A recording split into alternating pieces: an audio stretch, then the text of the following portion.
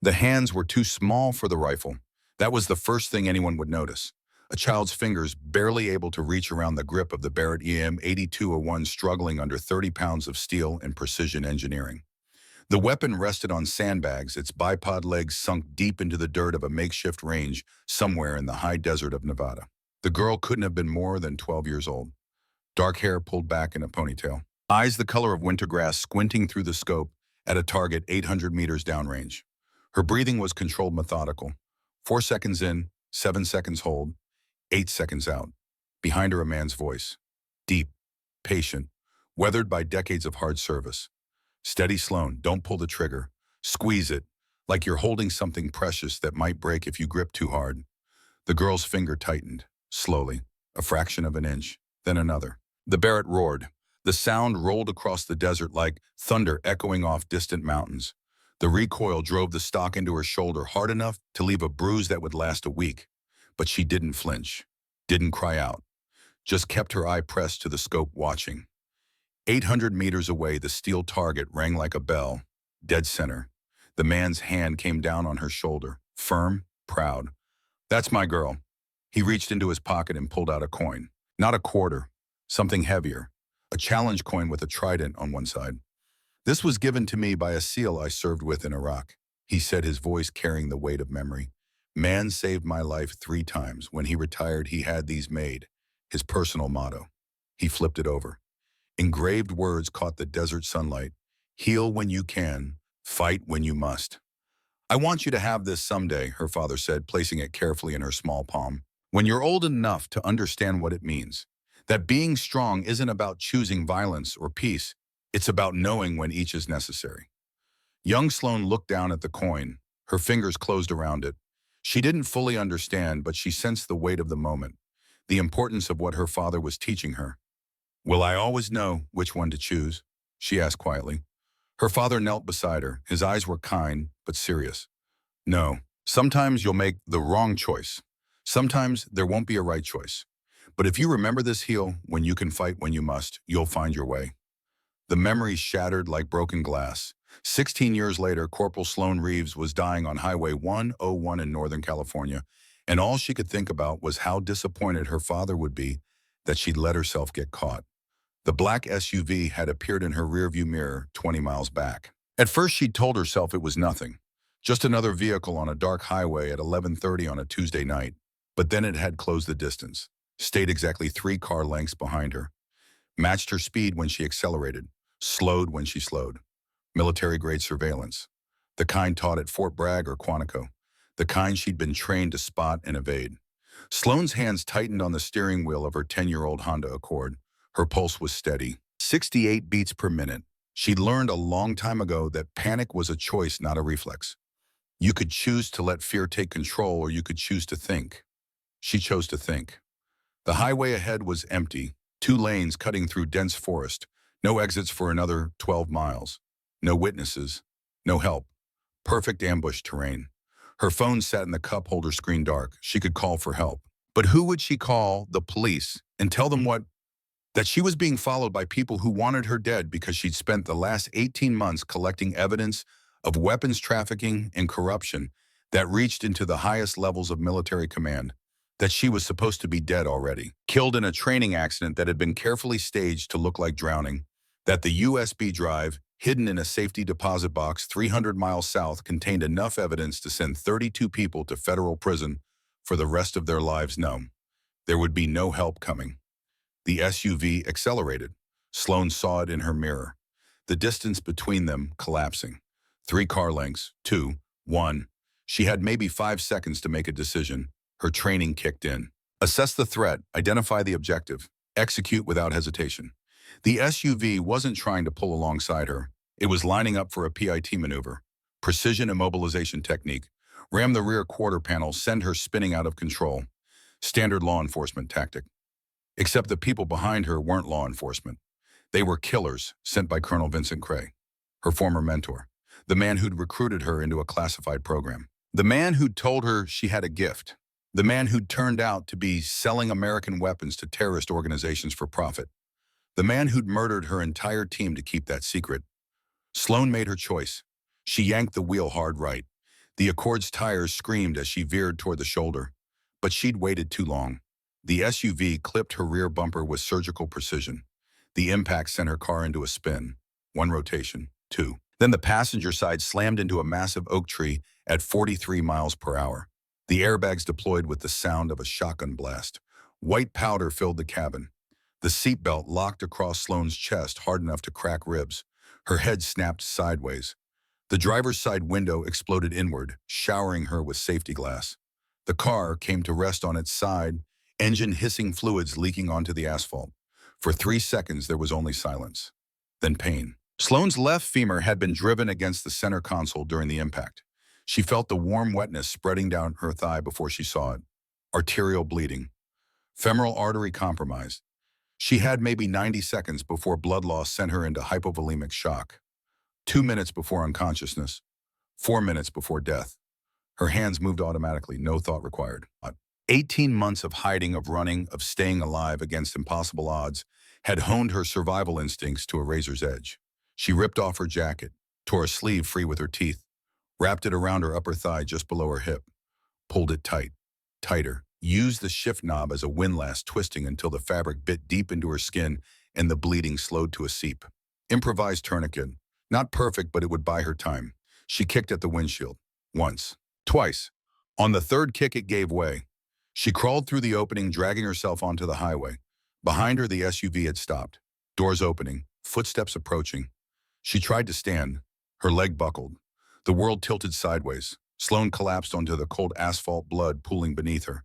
Her vision was starting to narrow. Tunnel vision, the first sign of shock. She whispered 3 words into the night. They found me. Then everything went dark. The emergency room at Mercy General Hospital in Redding, California was running a skeleton crew when the ambulance arrived at 12:47 a.m. 2 nurses, 1 resident, and Dr. Marcus Hale, the attending physician, who'd drawn the short straw for the overnight shift. Marcus was 48 minutes into a crossword puzzle and his 3rd cup of coffee when the doors burst open. He looked up from 7 down, a 6-letter word for betrayal, and saw the paramedics wheeling in a stretcher at a run. The woman on the gurney looked young, maybe late 20s, dark hair matted with blood, clothes torn and filthy. A makeshift tourniquet around her left thigh soaked through with crimson.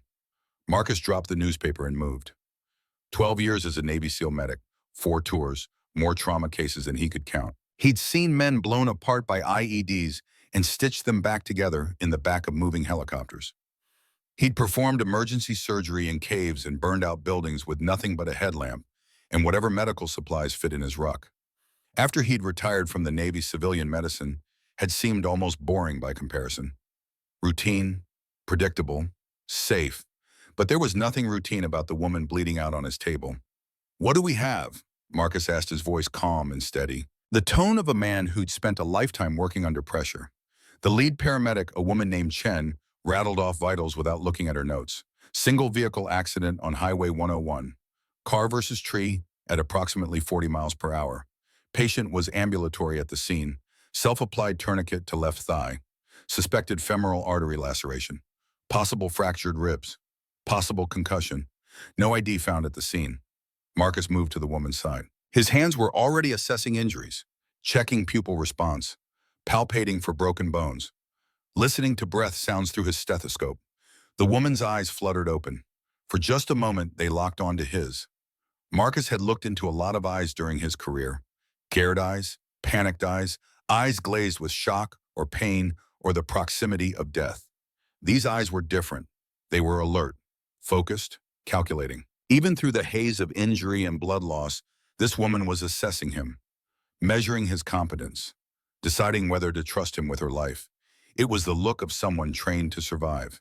"Can you tell me your name?" Marcus asked gently. The woman's lips moved. No sound came out. Marcus leaned closer. "It's okay. You're safe now. Just try to stay with me." The woman's jaw tightened. A muscle twitched in her cheek. Then her eyes closed again, and she was gone. Not dead. Just unconscious. The body's final defense mechanism when pain and trauma became too much. Marcus turned to his team. "Let's move. I need 2 units of O negative. Get me a CBC comprehensive metabolic panel and a type and cross. Page ortho and vascular surgery. This artery needs repair, and I want it done right." The nurses scattered to execute his orders. Marcus bent over the woman and began cutting away her clothing to assess the full extent of her injuries. That was when he noticed the scars. They were old, faded white lines against tan skin. Some looked surgical, clean, precise incisions that spoke of care delivered under controlled conditions. But others were different, rougher, the kind of scars that came from shrapnel or knife wounds or rope burns. Marcus had seen similar scars on SEAL teammates, on Marines and Rangers and Delta operators, on people who'd spent time in very bad places doing very dangerous things. He looked closer. There, on her right forearm, a circular mark about the size of a quarter. Powder burn, the kind you got from firing a rifle at close range without proper protective gear. And there, on her left shoulder blade, a jagged line that looked like it might have come from a piece of metal moving very fast. And there, on her hands, calluses in specific patterns, not from manual labor, from weapons handling, from thousands of hours on the range. Marcus felt something cold settle in his chest. This woman wasn't a civilian. The surgery took 4 hours. The femoral artery had been partially severed, just as Marcus had suspected. He'd called in Dr. Sarah Vance, the best vascular surgeon in the hospital, and together they'd repaired the damage. 3 fractured ribs, severe bruising across her chest and shoulders from the seatbelt, a mild concussion. She'd been lucky. If she'd been 5 minutes slower getting to the hospital, if the tourniquet hadn't been applied correctly, if the artery had been completely severed instead of just lacerated, she would have died, but she hadn't, because she'd known exactly what to do. She'd applied that tourniquet with the skill of someone who'd done it before, who'd been trained to save lives under pressure. At 4:30 in the morning, Marcus stood in the recovery room watching his patient sleep. Her vitals were stable. Blood pressure normalizing, heart rate steady at 62 beats per minute, lower than average. The heart rate of someone in excellent physical condition. Marcus pulled up her chart on the computer. The paramedics had listed her as a Jane Doe. No identification, no insurance card, no phone, nothing in her pockets except a crumpled $20 bill and a keychain with no keys. Someone had stripped her car before the police arrived. Methodical. Complete. Marcus navigated to the hospital's medical records system and ran a scan of her fingerprints. The system came back with a match. Corporal Sloan Reeves, United States Navy. Service number N4782566. Military occupation, Specialty Hospital Corpsman. Current status active duty. But when Marcus tried to access her full military record, he hit a wall. Most of the file was redacted, blocked out with thick black bars. Only the most basic information was visible. And at the top of the file, stamped in red letters, prior service classified. Marcus had seen that designation before. It meant someone had been involved in operations sensitive enough that even their training records were considered national security risks. Black ops, special operations, the kind of work that never made it into official reports, the kind of work that got people killed. Marcus stepped back from the computer. His mind was racing. A Navy corpsman with a classified service record. Scars consistent with combat injuries. The ability to perform battlefield medicine on herself. No identification. A car that had been professionally sanitized. This wasn't a random accident. Someone had tried to kill this woman, and they'd been good enough at it to make it look like a simple traffic incident. Marcus pulled out his phone. He had a friend who still worked in naval intelligence, a guy who owed him a favor from back in the day, someone who could pull strings and access files that regular people couldn't see. But before he could dial, a hand caught his wrist. Marcus looked down. Sloane's eyes were open. Her grip was weak, but her gaze was sharp, focused. "Don't," she whispered. Her voice was hoarse from the breathing tube that had been removed an hour ago. "Please, don't call anyone." Marcus froze. "You need help. You've been in a serious accident." "It wasn't an accident." Sloane's fingers tightened on his wrist. "And if you make that call, you'll put yourself in danger too." Marcus looked at her for a long moment. He'd spent 12 years learning to read people under stress, to separate lies from truth, to identify threats. This woman was terrified. Not of her injuries, not of pain. She was afraid of whoever had put her in that car, whoever had tried to kill her. "Who are you?" Marcus asked quietly. Sloane's hand fell away from his wrist. She closed her eyes. When she spoke again, her voice was barely audible. "Someone who should be dead." Over the next 3 days, Marcus watched Sloan Reeves like a hawk. He checked on her every 2 hours, monitored her recovery, made sure the nurses documented every vital sign, every medication, every change in her condition. But he was also watching for other things. The way she positioned herself in the hospital bed so she could see both the door and the window. The way her eyes tracked movement in the hallway outside her room. The way she tensed whenever someone new entered her body, coiling like a spring ready to release. The way she refused pain medication stronger than ibuprofen. Need to stay alert, she'd said when he'd offered her morphine. No civilian said that. Civilians wanted the pain to stop. They wanted to feel nothing, to drift into medicated sleep and wake up when everything was better. Only soldiers refused pain medication. Only people who'd learned that staying alert might be the difference between life and death. Marcus also noticed the way she ate. Fast, efficiently, finishing every bite of her meals in less than 5 minutes as if she'd been trained to refuel quickly and get back to work. The way she slept in 90-minute cycles, never fully relaxed, always maintaining some level of awareness. And he noticed the scars. Now that he knew what to look for, he saw them everywhere. On her hands, her arms, her shoulders. A roadmap of violence and survival etched into her skin. On the evening of the third day, Marcus pulled up a chair beside her bed. Sloane was awake, staring out the window at the parking lot below. Her expression was neutral, but her eyes were constantly moving. Scanning, assessing, looking for threats. "I ran your fingerprints," Marcus said quietly. Sloane's eyes snapped to his face. For a moment, he saw something flash across her features. Fear, anger, resignation. Then it was gone, replaced by that same neutral mask. "I know who you are," Marcus continued. "Or at least I know what the Navy says you are. Hospital corpsman, active duty. But most of your file is classified, redacted, which tells me you've been involved in things the Navy doesn't want people to know about." Sloane said nothing. Marcus leaned forward. "I also looked at the police report from your accident, the collision analysis, the angle of impact, the damage patterns. I sent photos to a friend of mine who used to investigate vehicular homicides." He paused, watching her face. "That wasn't an accident, was it? Someone ran you off the road, deliberately, with precision. Someone who knew exactly what they were doing." Sloane's jaw tightened. She looked away from him, back out the window. "Why, Biden?" Marcus asked. "Why would someone try to kill a Navy corpsman? What did you do? What did you see?" For a long moment, Sloane didn't respond. Marcus was about to give up, to leave her alone with whatever secrets she was carrying, when she finally spoke. "Have you ever believed in something so completely that you were willing to die for it?"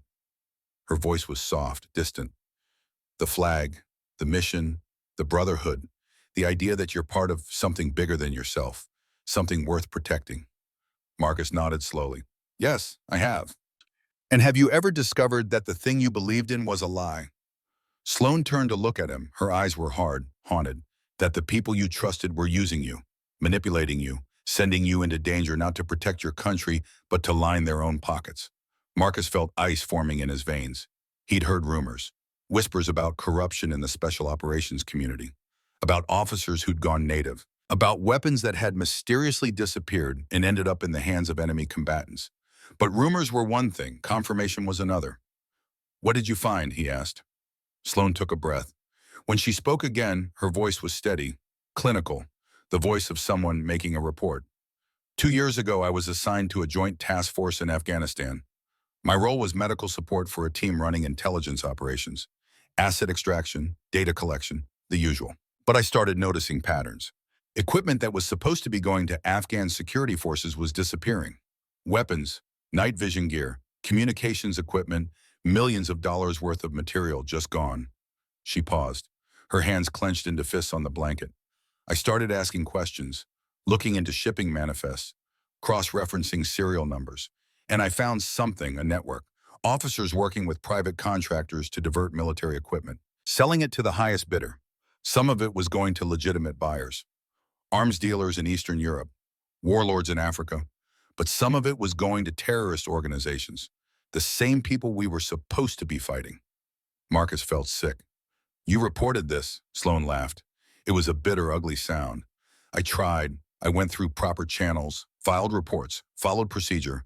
And you know what happened? My entire team got sent on a priority mission. Intelligence said we had a high-value target, an insurgent leader planning an attack on coalition forces. We were supposed to extract him for interrogation." Her voice dropped to a whisper. "It was an ambush. We walked into a kill zone. Half my team died in the first 30 seconds. Her hands were shaking now, not from fear, from rage barely held in check. I held Sergeant Miller while he bled out. Watched the light leave his eyes. He asked me to tell his daughter he loved her. He was 23 years old. Marcus felt the words like a physical blow. The rest of us barely made it out, Sloan continued. And when we got back, the after-action report blamed me, said I'd compromised the mission, that my incompetence had led directly to the deaths of American service members. But that wasn't true, Marcus said. No, it wasn't. But the evidence had been altered. Radio transcripts changed. Testimony from survivors manipulated. Even my own medical reports were falsified. Everything pointed to me as the cause of the disaster. Who did this? Sloan met his eyes. My commanding officer, the man who recruited me into the program, the man I trusted more than anyone, Colonel Vincent Cray. The name hung in the air between them like a curse. I was facing a court-martial, Sloan continued, dishonorable discharge, maybe even prison. But I knew the truth. I knew Cray had set us up, sent us into that ambush to eliminate anyone who might know about his operation. So I did the only thing I could do. You disappeared, Marcus said.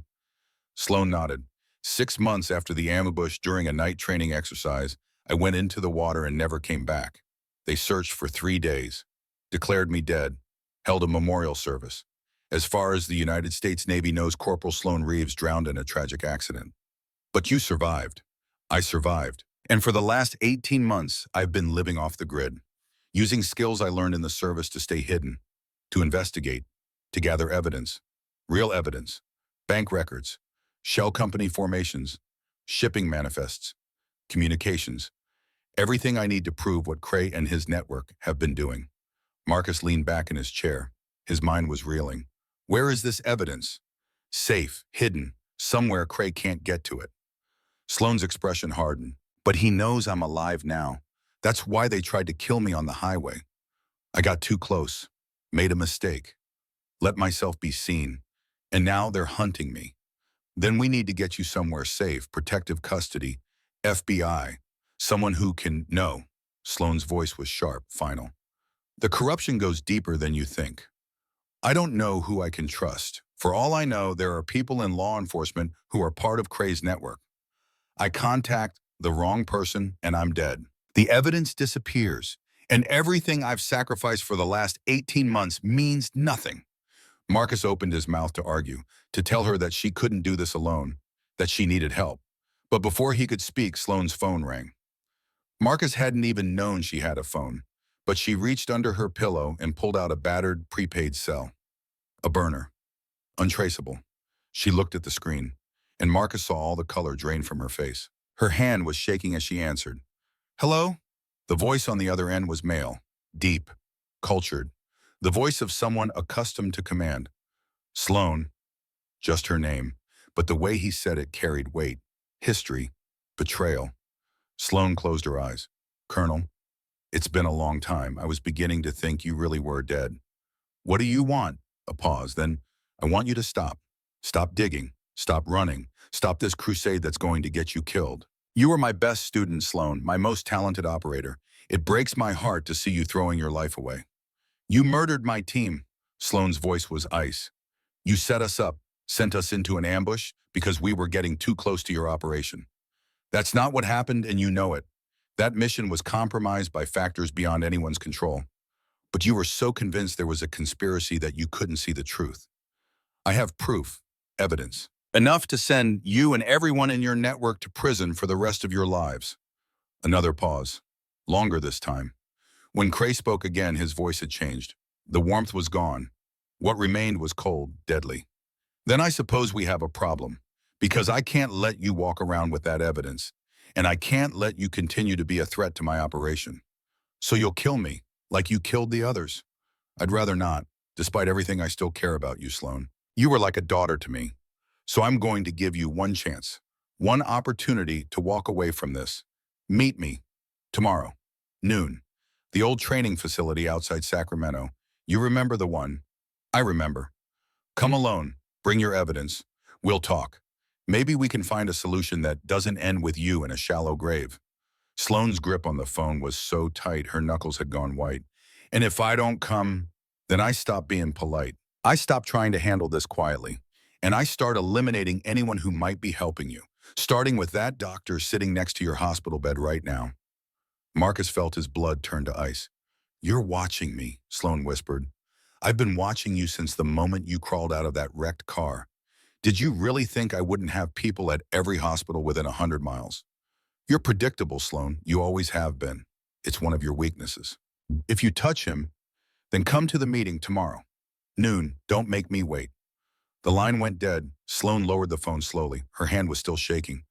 When she looked at Marcus, her eyes were filled with something he recognized. Guilt. I'm sorry, she said quietly. I've put you in danger. Just by being here. Just by talking to you. Cray doesn't leave loose ends. If he thinks you know anything, he'll kill you. Marcus should have been terrified. Should have been backing away. Calling security. Getting as far from this woman and her dangerous secrets as possible. Instead, he heard himself say, "Then we get you out of here tonight." Sloan stared at him. "What? You can't stay here. You're a sitting duck. Cray knows where you are. He's probably got people in this hospital right now waiting for the right moment. So we move you, get you somewhere safe, somewhere he can't find you. You don't understand what you're offering. These people are Tier 1 contractors. Intelligence community veterans. They have resources you can't imagine." "So do I." Marcus pulled out his phone. "I still have friends in the community, people I served with, people I trust. Give me 2 hours and I can have an extraction team ready. We fake a medical emergency, transport you to another facility, but we don't actually go to another hospital. We go to a safe house, somewhere off the grid, somewhere we can regroup and figure out our next move." "Why?" Sloane's voice broke slightly. "Why would you risk your life for me? You don't know me. You don't owe me anything." Marcus looked at her, really looked at her. This young woman who'd sacrificed everything to expose corruption, who'd faked her own death and spent 18 months alone, hunted gathering evidence against people who wouldn't hesitate to kill her, who reminded him of every soldier he'd ever served with, every operator who'd put the mission above their own safety, every person who'd believed that some things were worth dying for. "Because I took an oath," Marcus said quietly, "to protect and defend, not just my country, but the people willing to fight for what's right. You're one of those people, and we don't leave people like you behind." Sloane's eyes glistened. For just a moment, the hard mask slipped. Beneath it, Marcus saw exhaustion, fear, and the faintest spark of hope. "Okay," she whispered. "Okay." Marcus stood. "I'll make the calls. We move at 0200. That gives us enough time to set everything up and get you stabilized for transport." He turned toward the door. "Dr. Hale." Marcus stopped, looked back. "Thank you." Marcus nodded once. Then he stepped out into the hallway and pulled out his phone. Time to call in some favors. Time to get Corporal Sloan Reeves somewhere safe. And time to figure out how to take down a corrupt colonel with enough power and resources to make people disappear. The game had changed. The stakes had just gotten higher. And Marcus Hale, retired SEAL medic turned civilian doctor, was about to be pulled back into the world he'd left behind, whether he was ready or not. At 2:47 in the morning, the intensive care wing of Mercy General Hospital was as quiet as a tomb. Two nurses sat at the central station, reviewing charts and watching monitors that displayed the vital signs of 14 sleeping patients. A security guard named Williams made his rounds every 30 minutes, checking doors and windows with the bored efficiency of someone who'd been doing the same job for 11 years without incident. None of them noticed Dr. Marcus Hale slip into room 347, carrying what looked like a standard medical kit. Inside the room, Sloan was already awake. She'd changed from a hospital gown into clothes Marcus had brought her. Dark jeans, a black fleece jacket, hiking boots. Her dark hair was pulled back in a tight ponytail. The fourth had been removed from her arm, leaving only a small piece of gauze taped over the insertion point. She looked like she was preparing for war. Marcus set the kit on the bed and opened it. Inside were syringes, vials of clear liquid antihistamines, corticosteroids, and an EpiPen. Everything needed to simulate and then treat a severe allergic reaction. "You sure about this?" Marcus asked quietly. Sloan met his eyes. "You're the one who suggested it." "I know, but there's still time to back out. We could try something else. Wait until morning, get you discharged normally. And give Cray 12 more hours to position his people to set up an intercept when I walk out the front door." Sloan shook her head. "No, we do this now, fast and unexpected. It's the only advantage we have." Marcus had made 3 phone calls after leaving Sloan's room earlier that night. The first had been to Beckett Thorne, a former SEAL teammate who'd left the Navy 5 years ago to start a private security firm. Beckett specialized in close protection and tactical extractions, the kind of work that paid well and asked few questions. The second call had been to a trauma surgeon Marcus had served with in Afghanistan. A woman who owed him a favor and didn't mind bending a few rules if it meant saving a life. The third call had been to his own conscience, and it had told him that what he was about to do would probably end his medical career if anyone found out. But that some things were more important than careers, like making sure a young woman who'd risked everything to expose corruption didn't die alone in a hospital bed. Beckett's standing by with an ambulance, Marcus said. It's a legitimate rig. He's got a friend who runs a private medical transport company. Soon as I call in the code, he'll be here in 3 minutes. We load you up lights and sirens, and we're gone before anyone can ask questions. What about the hospital staff? They'll want to know where I'm going. Regional Medical Center in Sacramento. I've already called ahead. They're expecting a transfer. Severe allergic reaction requiring specialist care. Marcus pulled out a syringe filled with a clear liquid. This is histamine. Measured dose. Enough to cause visible symptoms. Facial swelling. Difficulty breathing. Rapid heart rate. But nothing life-threatening if treated immediately. Sloan looked at the syringe. You've done this before. No, but I've treated enough allergic reactions to know how to trigger one safely. Marcus paused. This is going to be uncomfortable. Your face will swell. Your throat will feel tight. Your skin will itch like fire. But I'll be monitoring you the entire time. First sign of real danger. I'll hit you with epinephrine and antihistamines. How long will the symptoms last? 15 to 20 minutes before treatment, another 30 minutes to an hour after, long enough to get you out of here and into Beckett's safe house. Sloan rolled up her sleeve. Let's do it. Marcus swabbed her arm with alcohol, found a vein, inserted the needle. You ready? Sloan nodded. Marcus pushed the plunger. For 30 seconds, nothing happened. Sloan sat on the edge of the bed watching Marcus with those same calculating eyes, measuring, assessing. Then her face began to change. It started with redness, a flush that spread across her cheeks and down her neck, then swelling. Her lips began to puff up. Her eyelids grew heavy and thick. Hives erupted across her arms and chest, angry red welts that looked painful even from a distance. Sloane's breathing became labored, not panicked, just mechanically difficult as her airways began to constrict. How do you feel? Marcus asked, watching her carefully. Sloane's voice was hoarse, strained, like I'm being stung by 1,000 bees from the inside. That's the histamine. It's going to get worse before it gets better. And it did. Within 5 minutes, Sloane's face had swollen to the point where her eyes were nearly shut. Her breathing was coming in wheezes. Her heart rate had spiked to 140 beats per minute. Red welts covered every visible inch of skin. To anyone looking at her, she appeared to be in anaphylactic shock, a medical emergency requiring immediate intervention. Marcus stepped into the hallway and called out, I need help in here, anaphylaxis page, the rapid response team. The two nurses at the station jumped to their feet and ran toward him. Behind them, alarms began sounding as Sloane's vital signs transmitted to the central monitors. What followed was controlled chaos. The rapid response team arrived within 90 seconds. A doctor Marcus didn't know. 2 respiratory therapists. Another nurse. They swarmed into the room surrounding Sloane with equipment and expertise. Marcus took charge immediately. His voice was calm, authoritative. The voice of someone who'd run 1,000 emergency situations and knew exactly what to do. Severe allergic reaction, unknown trigger. Patient is a Jane Doe, so we have no allergy history. I need 0.1 milligrams of epinephrine IM stat. Get me a line of normal saline wide open. Prepare intubation equipment in case her airway closes completely. The team moved like a well-oiled machine. Medications were administered. IVs were started. Oxygen was applied. And through it all, Marcus was on his phone calling for a medical transport. This is Dr. Hale at Mercy General. I have a critical patient requiring immediate transfer to regional medical. Anaphylaxis with suspected airway compromise. I need a rig here, ASAP. The voice on the other end was Beckett's, but his tone was detached, clinical. Copy that, doctor. We're 3 minutes out. Marcus hung up and turned back to his patient. Sloane's eyes met his through the swelling. There was pain there, discomfort, but also trust. She was putting her life in his hands. He wouldn't let her down. The ambulance arrived exactly 3 minutes later. Beckett Thorne stepped out wearing a paramedic's uniform that looked only slightly too small for his 220-pound frame. He was 42 years old, built like a linebacker with close-cropped gray hair and eyes that never stopped moving. Assessing, calculating.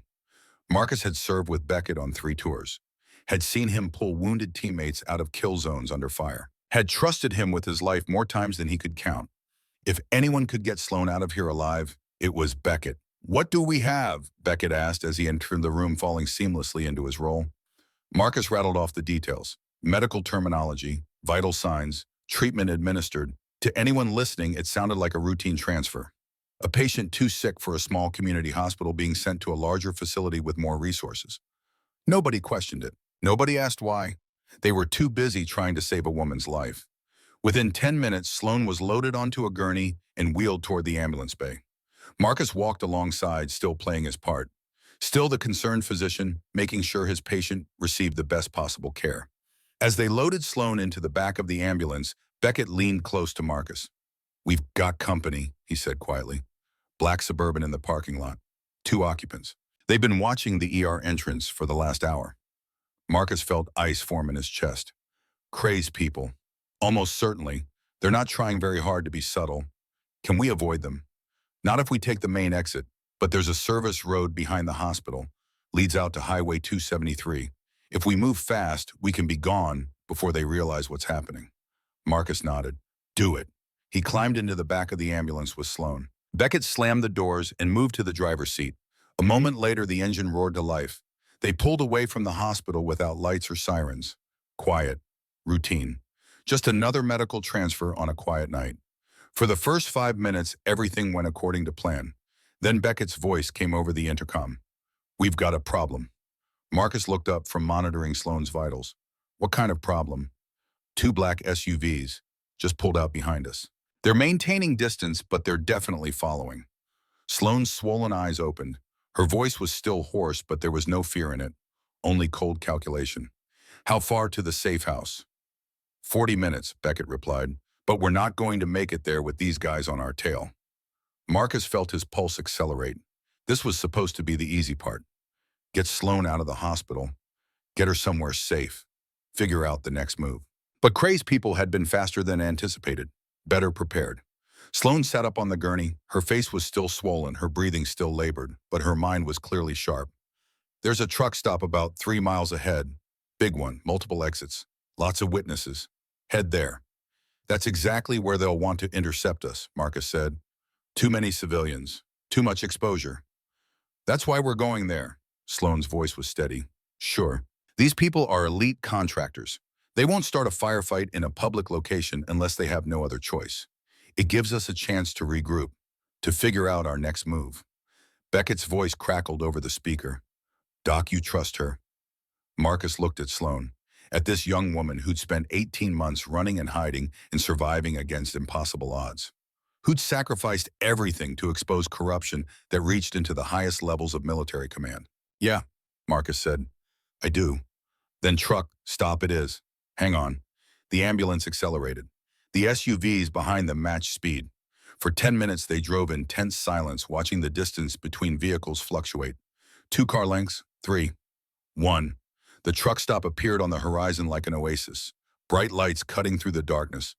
Gas pumps, a convenience store, a diner that stayed open 24 hours. And most importantly, people. Truck drivers fueling up. Travelers grabbing coffee. Workers changing shifts. Witnesses. Beckett pulled the ambulance into a parking space near the main building. Marcus helped Sloan out of the back. Her legs were unsteady, but she was moving under her own power. The swelling in her face was beginning to subside as the antihistamines Marcus had given her kicked in. They entered the convenience store. The fluorescent lights were harsh and bright after the darkness of the highway. A tired clerk behind the counter looked up from his phone, took one glance at Sloan's swollen face and quickly looked away.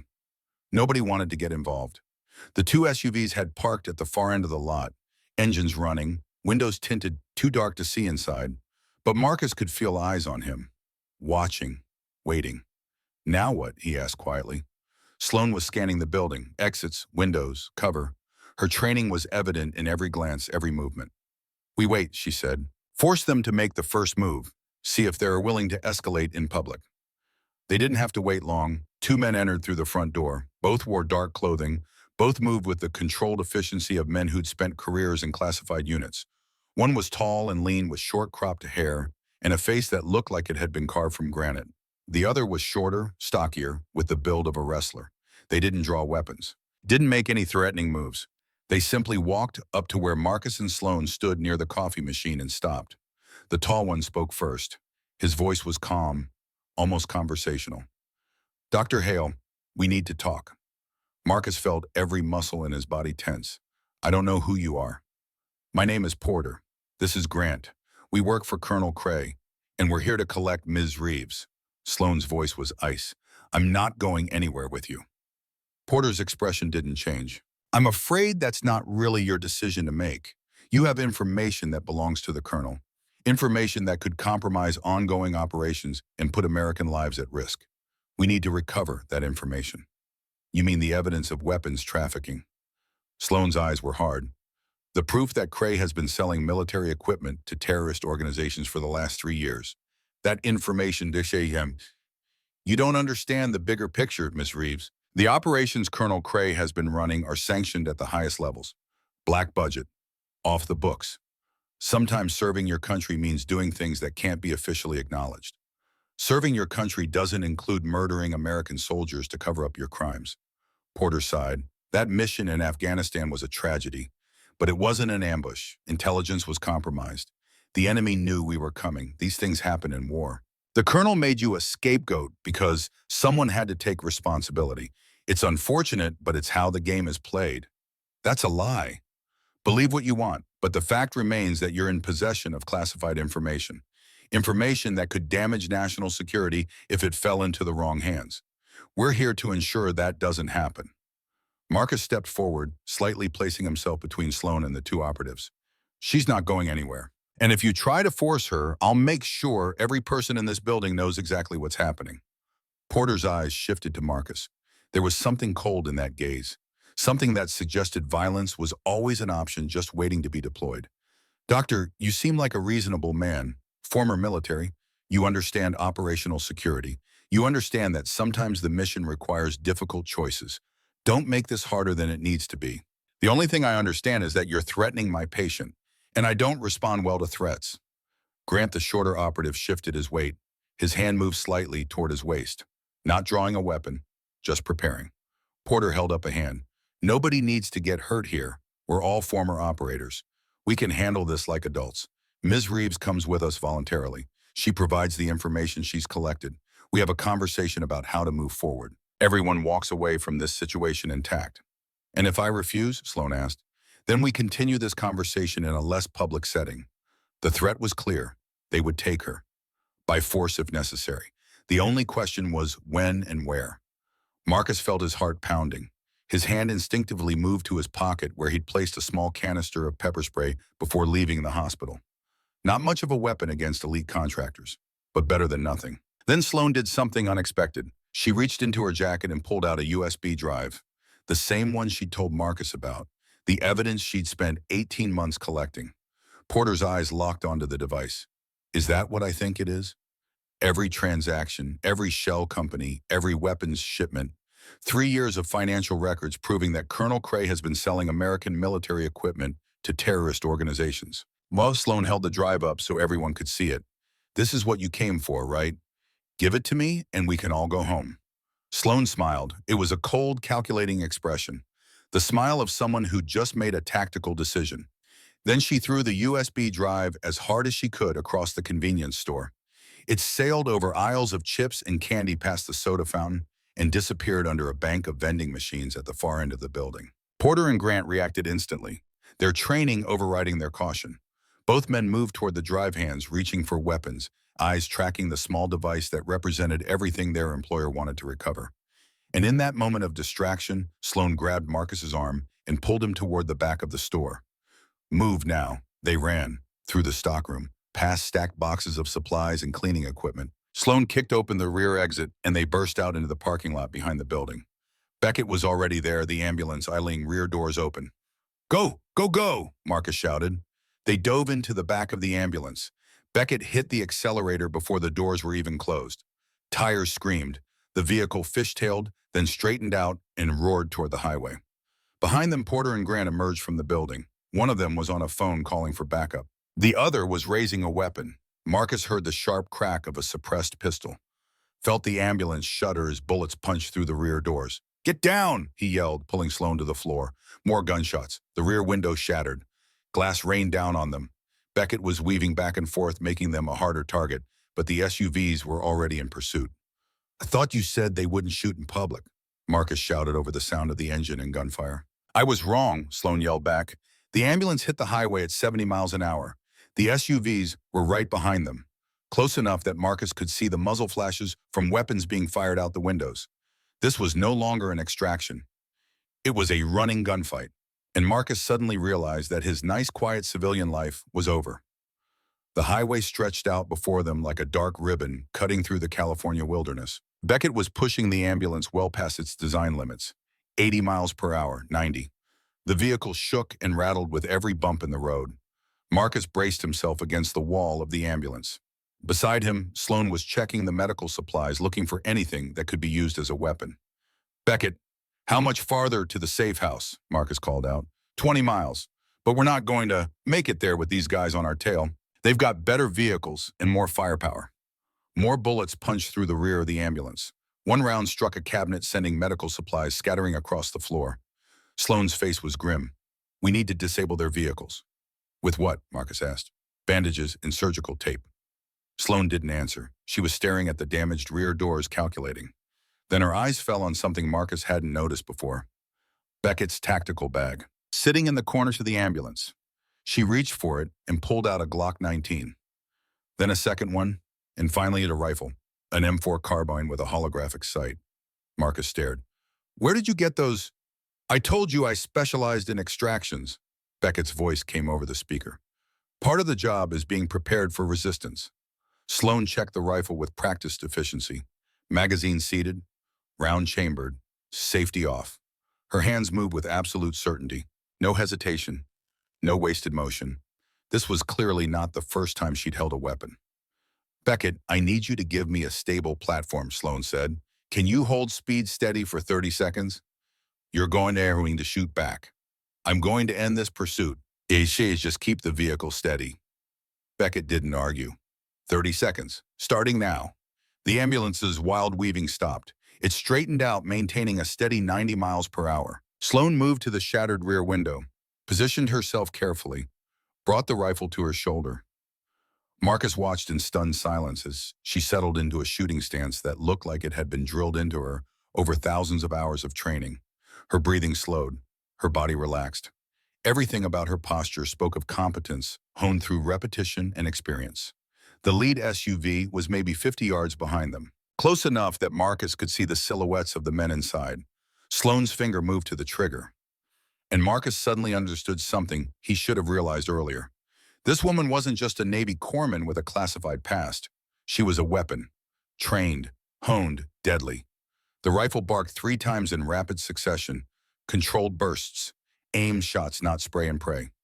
The first round took out the SUV's driver's side headlight.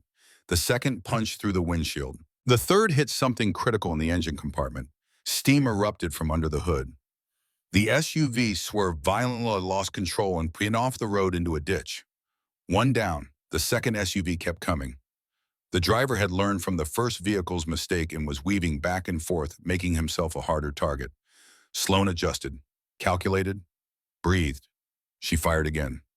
4 rounds this time. 2 hit the windshield. 1 took out a tire. The SUV spun out, tires smoking, and came to a stop in the middle of the highway. 2 down, but the third SUV appeared from nowhere. Must have been circling, waiting for the right moment. It rammed the side of the ambulance with the force of a battering ram. Metal screamed, the vehicle lurched sideways. Marcus was thrown against the wall, equipment scattered across the floor. Sloan braced herself, brought the rifle back up, but the angle was wrong. She couldn't get a clean shot at the driver. "Beckett evasive," Marcus shouted. "Working on it." Beckett's voice was strained. The SUV rammed them again, harder this time. The ambulance's front tire blew out. They swerved violently. Then the shooting started. Automatic weapons fire, dozens of rounds punching through the ambulance's thin walls. Marcus hit the floor, covering his head. Sloan returned fire, but they were pinned down. "Beckett status," Marcus called out. No response. Beckett, still nothing. Marcus crawled toward the front of the ambulance, looked through the divider. Beckett was slumped over the steering wheel, blood spreading across his chest. His eyes were closed. "No, no, no." Marcus's hands were already reaching for medical supplies. But there was so much blood. Too much. The ambulance was slowing, coasting. The engine still running, but no one at the controls. "He's gone," Sloan said quietly. Her voice was flat, emotionless. The voice of someone who'd lost too many teammates. "We have to go. Now. I'm not leaving him. He's dead, Marcus, and we will be too if we stay here." But even as she said it, Sloan saw something. A small LED light on Beckett's tactical vest. Blinking, red and green. Recording. Beckett had wired himself before the operation. Been recording everything since they'd left the safe house. He'd planned for this. Planned to gather evidence, even if it cost him his life. The SUV was circling back for another pass. "Grab the recorder," Sloan ordered. "Move." Marcus reached through, yanked the recording device from Beckett's vest. It was slick with blood. Warm. Still functioning. They bailed out the rear of the ambulance just as the SUV rammed it again. Rolled into a ditch. Ran for the tree line. Behind them, the ambulance burst into flames. And Beckett Thorne's body burned with it. They ran through the forest, branches tearing at their clothes. The sound of pursuit behind them. Voices. Flashlight beams cutting through the darkness. Sloan was limping. Her leg wound from the car accident wasn't fully healed. But she pushed through the pain. Kept moving. Marcus followed, his lungs burning, his heart hammering. He hadn't run like this in years. Not since his last deployment. After what felt like hours but was probably only 20 minutes, they found shelter. An abandoned hunting cabin. Windows boarded up. Door hanging off its hinges. But it had walls, a roof, cover. They collapsed inside, both gasping for breath. Marcus pulled out the recording device. The LED was still blinking, still recording. "He knew," Marcus said quietly. Beckett knew this might happen, knew he might not make it. So he wired himself, got evidence. Sloan was staring at the device. Her face was unreadable in the darkness. "He was a good man," she said finally. "He was my brother." They sat in silence for a long moment. Outside, they could hear the search continuing. Voices calling out, engines rumbling. But they were safe. For now. Marcus checked his phone, no signal. They were too deep in the forest. "We need to keep moving," Sloan said. "At first light, they'll bring drones. They'll find us." "Where do we go?" Sloan pulled out her own phone. It had signal. Barely. 1 bar. She dialed a number. It rang once, twice, 3 times. Then a familiar voice answered. Deep, cultured, dangerous. "Sloan, Colonel Vincent Cray." "I want to meet," Sloan said. Her voice was steady, cold. "Face to face, just you and me." A pause. "Why would I agree to that?" "Because this has to end, one way or another. You're not going to stop hunting me, and I'm not going to stop until you're in prison or dead. So let's finish it. Today, no more running, no more hiding. You're proposing a duel, how very dramatic. I'm proposing a conversation between a mentor and a student. Between 2 people who used to trust each other. You owe me that much." Another pause. Longer this time. "Where?" Cray asked finally. "The old training facility, outside Sacramento. You know the one." "I know it. When 2 hours. Come alone." Cray laughed. It was a bitter sound. "We both know neither of us will come alone. But I'll agree to your terms. 2 hours. And Sloan, bring the evidence. All of it. If you're not carrying it when you arrive, I'll assume you're not serious about ending this. And I'll kill everyone helping you." The line went dead. Sloan lowered the phone. Her hand was steady. Her face was calm. But inside her heart was pounding. This was it. The final confrontation. Everything she'd worked for. Everything she'd sacrificed. It all came down to the next 2 hours. Marcus looked at her. "You have a plan. Always." Sloan's eyes met his. "But I'm going to need your help one more time." "What do you need?" "I need you to trust me. Completely. No matter what happens. No matter what you see." Marcus thought about Beckett. About the brother he'd just lost. About the recording device that might contain the evidence they needed to bring down Cray and his entire network. About this young woman who'd sacrificed everything for justice. "Okay," he said quietly. "I trust you." Sloan nodded. Then she began to explain her plan. And Marcus realized that she was about to do something either incredibly brave or incredibly stupid. Possibly both. Dawn broke over the Sacramento Valley like a promise. Golden light spilled across the hills, burning away the last remnants of night. Sloan stood at the edge of the forest watching the sunrise. She'd spent the last 2 hours preparing, planning, running through every possible scenario. In her pocket was Beckett's recording device. Still functional, still recording. On her hip was a pistol Marcus had taken from the tactical bag before they had abandoned the burning ambulance. And in her heart was a cold determination that had been building for 18 months. Today, Colonel Vincent Cray would answer for his crimes. One way or another. Marcus appeared beside her. He'd found a stream where they could wash the blood and dirt from their hands and faces. He looked exhausted, haunted, but his eyes were clear. "You ready for this?" he asked. Sloan thought about her team, about Sergeant Miller dying in her arms, about the 18 months she'd spent running, about Beckett burning in that ambulance because he'd chosen to help her. "I have to be."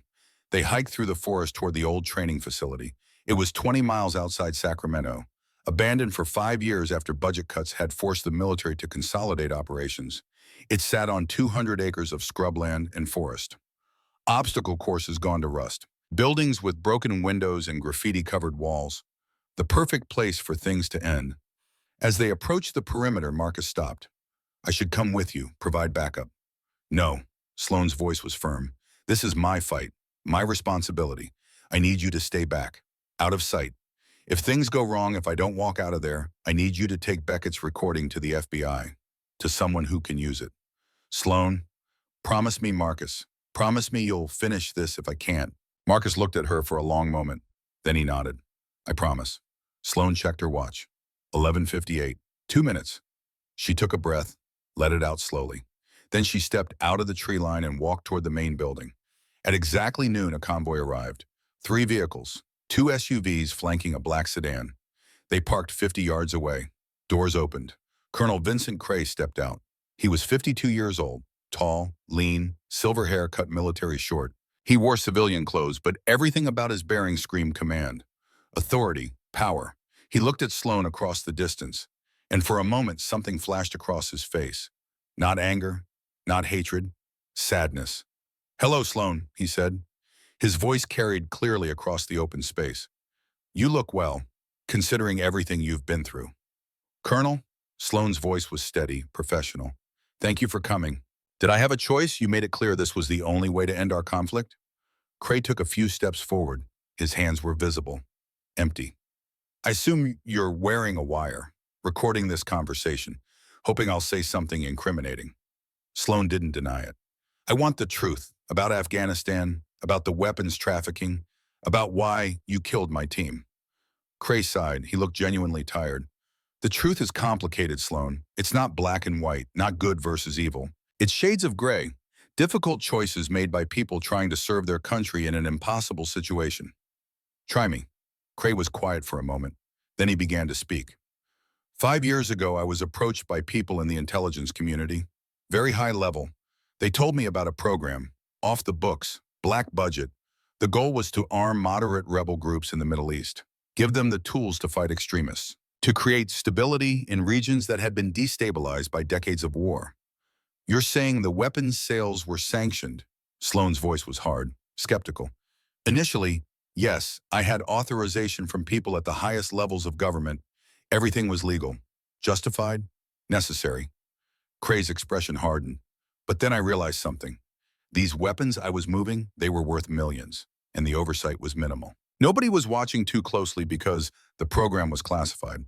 So I started skimming, taking a percentage, setting up shell companies to hide the profits." "You admit it." Sloane felt her pulse accelerate. "You're admitting to stealing military equipment for personal profit. I'm admitting to being human, to seeing an opportunity and taking it. Does that make me a criminal? Maybe. But it also made me rich. And it would have continued indefinitely if you hadn't started asking questions. What about my team? What about Afghanistan?" Cray's face went cold. "That mission was legitimate. We had intelligence about a high-value target. But you were getting too close to uncovering my operation. You'd seen the manifest. You were asking questions I couldn't answer. So I sent you into a situation that was higher risk than I let on. I didn't expect half your team to die. That was unfortunate. Regrettable. You murdered them." Sloane's voice was ice. "I made a tactical decision. Your team was a loose end, a potential threat. So I eliminated the threat. No, it's what we're trained to do, Sloane. Identify problems. Solve them by any means necessary." Hidden in the tree line 200 yards away, Marcus was listening through Beckett's recording device. He heard every word, every admission, every confirmation of Sloane's accusations. Cray was talking, incriminating himself, giving them everything they needed. But something felt wrong. Cray was too calm, too willing to admit his crimes, like he didn't care that he was being recorded, because he had a plan. I want to offer you something, Cray said, pulling Sloan from her thoughts. A chance to walk away from this. Join my operation. Use your skills for something that actually pays well. You're wasted in the military, Sloan. You could be making millions, living comfortably, instead of running scared and sleeping in safe houses. You want me to become a criminal. I want you to become rich. There's a difference. No, Sloane's voice was firm, final. I'd rather die than help you. Cray's expression shifted. The sadness was gone. What remained was cold calculation. That can be arranged. You see, I've prepared for this possibility. The recording you're making, it won't matter. I have people who can create deep fake audio that will make it look like you fabricated this entire conversation. I have lawyers who will argue that you're a disgruntled former operator with a grudge. And I have enough connections in the intelligence community to make this entire investigation disappear. He pulled out a phone, showed Sloan the screen. On it was a video. Sloan, speaking to a camera, confessing to being mentally unstable, to fabricating evidence against the superior officer, to conducting unauthorized operations. It was perfect, flawless, completely fake. You can't win, Cray said quietly. You never could. I have too much power, too many resources. So I'm going to give you one last chance. Walk away, disappear, live whatever life you can manage. Or I release this video. I destroy your credibility. And then I kill you and everyone helping you. Sloan stared at the screen, at her own face saying things she'd never said. For a moment, doubt flickered across her features. Then she smiled. It was a cold smile. The smile of someone who'd been holding a trump card and was finally ready to play it. You're right about one thing, Sloan said. I can't win, not alone. From the tree line, a voice called out, but she's not alone. Beckett Thorne emerged, not from his overwatch position, from much closer. Alive. Whole. Not a scratch on him, despite the blood Marcus had seen soaking his chest hours ago. Sloan's eyes widened. You body armor, Beckett said with a grim smile, pulling open his jacket to show the ceramic plates. 3 layers. Blood packs rigged to burst on impact. Played dead long enough for them to think they'd won. Then called in the cavalry while you two were running for your lives. Sorry for the deception, but we needed them to think they'd eliminated me. Made them careless. Cray's face went white. Behind Beckett, 20 agents in FBI and tactical gear emerged from the forest, weapons drawn, surrounding Cray and his operatives. Beckett Thorne, the big man said, former Navy SEAL, current security contractor, and for the last 6 hours, confidential informant for the Federal Bureau of Investigation. Everything you just said, recorded, verified, admissible in court. The lead FBI agent stepped forward. Colonel Vincent Cray, you're under arrest for weapons trafficking, conspiracy to commit murder, theft of military property fraud, and about 40 other charges we'll be adding as we go through the evidence. Cray looked at Sloan, and for the first time she saw fear in his eyes. You set me up, he said quietly. I learned from the best. Sloan's voice was steady. You taught me to identify problems and solve them, by any means necessary. Congratulations, Colonel. You were the problem. And I just solved you. Handcuffs clicked around Cray's wrists. His operatives surrendered without resistance. The convoy that had brought him was surrounded by federal vehicles. As the agents led Cray away, he looked back at Sloan one last time. I trained you, he said. Everything you know, I taught you. You wouldn't be standing here without me. Sloan met his eyes. You're right. You taught me a lot. You taught me that trust can be weaponized, that loyalty can be exploited, that power corrupts absolutely. But you know what you didn't teach me? She paused. How to stay human while doing this job. How to keep my soul intact. How to know when fighting means standing up for justice instead of covering up crimes. That I learned from people like my father, like Marcus, like Beckett. People who understood that the uniform we wear doesn't make us heroes. Our choices do. Cray's expression hardened. Then he was turned away, pushed into a federal vehicle, and driven off toward a future that would be measured in decades behind bars. Sloan stood in the parking lot watching him disappear. The weight she'd been carrying for 18 months didn't lift immediately. Justice didn't work like that. There would still be trials, testimony, investigations. But for the first time since Afghanistan, she felt like she could breathe. Marcus approached, put a hand on her shoulder. It's over, he said gently. Sloan nodded, but she didn't feel relief, not yet. There was still too much to do. Thank you, she said quietly, for believing me, for risking everything, for being there when I had no one else. That's what brothers do, Marcus replied. Then he smiled slightly. And I use that term broadly. You're part of the community now, whether you like it or not. Beckett joined them. His expression was serious. FBI wants your statement. Full debrief. Probably going to take a few days. But after that, you're free. Clear. They're expunging the false charges from your record, reinstating you with full honors. And you, Sloan asked. You're really okay, I saw the blood. Theatrical necessity, Beckett said. Had to sell it. Make them think I was out of the picture. Sorry for putting you through that. But it worked. Sloan shook her head. You're all insane. You know that, says the woman who faked her own death and spent 18 months investigating a criminal conspiracy while being hunted by elite contractors. Marcus pointed out. Fair point. 6 months later, Sloan stood in the federal courthouse in Sacramento. She wore her Navy dress uniform, ribbons on her chest, rank on her shoulders, hair pulled back in regulation style. She looked like the soldier she'd always been. The courtroom was packed. Journalists, spectators, families of the soldiers who died in Afghanistan, all watching as the judge read the final sentences. Colonel Vincent Cray, 25 years in federal prison, no possibility of parole, 28 co-conspirators, sentences ranging from 10 to 30 years. The weapons trafficking network dismantled, destroyed. As Sloan left the courthouse, reporters swarmed, cameras flashed, questions were shouted. She ignored them all, walked down the steps to where Marcus and Beckett waited. How does it feel? Marcus asked. Sloan thought about that, about her team, about the 18 months she'd spent running, about the justice that had finally been served. It feels like I can breathe again, she said quietly. Good. Beckett handed her a folder. Because the Navy has a proposition for you. Sloan opened it. Inside was a proposal for a new training program. Integrated combat medicine, a course that would teach both medical skills and tactical shooting. That would create operators who could switch seamlessly between healing and fighting, and they wanted her to lead it. You're the perfect person for this, Marcus said. You've lived it. You understand what it means to be both healer and warrior. Sloan looked at the proposal, at the opportunity to take everything her father had taught her, everything she'd learned in her years of service, and pass it on to the next generation. When do I start? 3 months later, Sloan stood in front of 14 students at the Naval Special Warfare Center in Coronado, California. They were a mix of hospital corpsmen and designated marksmen, young, eager, ready to learn. Welcome to the Integrated Combat Medicine Program, Sloan said. Her voice was calm, authoritative, the voice of someone who'd earned the right to teach. For the next 12 weeks, you're going to learn something the military doesn't usually teach. How to be both a healer and a warrior. How to save lives and take them. How to switch between roles seamlessly in the chaos of combat. One student raised a hand, a young woman, maybe 22. Ma'am, isn't that contradictory? Medicine is about preserving life. Combat is about ending it. Sloan smiled. It was the first genuine smile she'd worn in years. That's what I used to think. But my father taught me something different. He said the human hand is capable of incredible things. It can set broken bones. It can suture wounds. It can bring life into the world. And when necessary, it can pull a trigger and protect those who cannot protect themselves.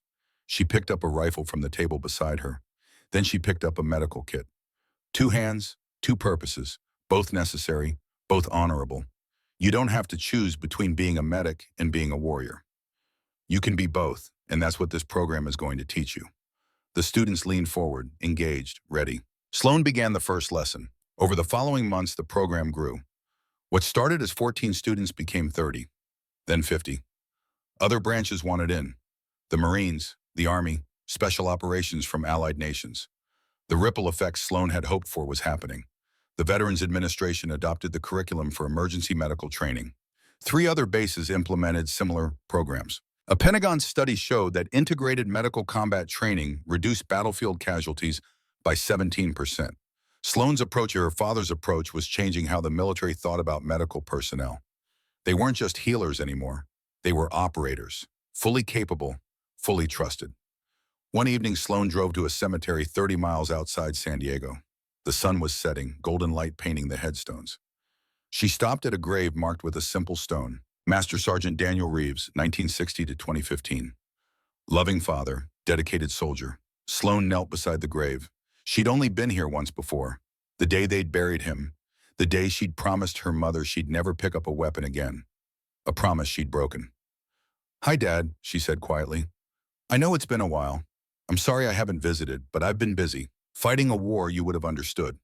She told him everything about Cray, about the weapons trafficking, about the 18 months on the run, about the trial and the victory and the program she was now teaching. I broke my promise to Mom, Sloan said. Her voice broke slightly. I picked up a rifle again. I became the warrior you trained me to be. For 18 months, she'd been too afraid to grieve, too focused on survival, too consumed by the mission. But here alone with her father's memory, the dam finally broke. She knelt, pressed her forehead against the cold stone, and let herself cry for the first time since Afghanistan. For her team, for her father, for the girl she'd been before the world taught her that sometimes the only way to heal was to fight. When the tears finally stopped, she felt lighter, emptier, but also ready. I hope that doesn't disappoint you, she continued, her voice stronger now. I hope you understand why I had to do it, why I couldn't just hide and let Craig get away with murdering my team. The wind rustled through the trees. Peaceful. Quiet. Sloan stood. I'm going to keep teaching. Keep training the next generation. Keep honoring what you taught me. Both parts. The healing and the fighting. Because you were right, Dad. Steady hands can do both. She placed her hand on the headstone. I love you. And I miss you. And I hope I made you proud. She turned to leave. Stopped. On the headstone, someone had left a coin. A challenge coin. Navy SEAL trident on one side. Sloan picked it up, turned it over. Engraved words, heal when you can, fight when you must. Her father's coin. The one he'd given her when she was 12. The one she'd kept with her through everything. Except she was wearing it on a chain around her neck. This was a different coin, but the same message. Sloan looked around, saw a figure standing 50 yards away. Marcus. He raised his hand in a brief salute, then turned and walked back to his car. He'd left the coin, a reminder, a promise, a symbol of the brotherhood that transcended service and sacrifice. Sloan pocketed the coin and walked back to her car. She had a class to teach tomorrow. Students who needed to learn what her father had taught her. That service wasn't about choosing between healing and fighting. It was about knowing when to do both. Her phone rang as she reached her car. Unknown number. Sloan Reeves. Corporal Reeves, this is Captain Warren Locke. I have a mission brief for you. Deployment in 3 weeks. Medical support for a joint task force operating in Syria. Your dual qualification makes you ideal for this operation. Are you available? Sloan looked back at her father's grave, at the setting sun, at the challenge coin in her hand. She'd spent 18 months running from who she was, from the training her father had given her, from the warrior she'd been molded to become. She was done running. Yes, sir, Sloan said. I'm available. Outstanding. Report to briefing Monday at 0800. And Corporal, welcome back. Sloan ended the call, started her car. In the back seat were 2 bags. One was her medical kit, carefully organized. Every supply exactly where it needed to be. The other was a rifle case. 2 hands, 2 purposes. Both necessary, both honorable. Sloan drove into the sunset, the challenge coin resting in her palm. She thought about Sergeant Miller, about her father, about Beckett's sacrifice, and Marcus's faith in the student she would teach, about the long road that had led her from that Nevada desert range at 12 years old to this moment. Hope wasn't a feeling she'd learned, it was a choice. And she chose hope. Every single day, no matter how impossible the odds, no matter how dark the path, she would heal when she could and fight when she must, because that was who she was. Corporal Sloan Reeves, warrior, healer, survivor, teacher. And she was just getting started. The sun dipped below the horizon, painting the sky in shades of gold and crimson. Sloan drove with the windows down, cool evening air washing over her face. The challenge coin sat in her cup holder, catching the last rays of light. 2 hands, 2 purposes, her father's legacy, her own story, and now the future of every student she would train. The highway stretched ahead, and for the first time in 18 months, Sloan didn't look in her rearview mirror for pursuers. She looked forward, to missions yet to come, to lives yet to save, to the continuing choice to be both weapon and healer, warrior and protector. The radio played softly, the engine hummed, and Corporal Sloan Reeves drove toward whatever tomorrow would bring. Ready.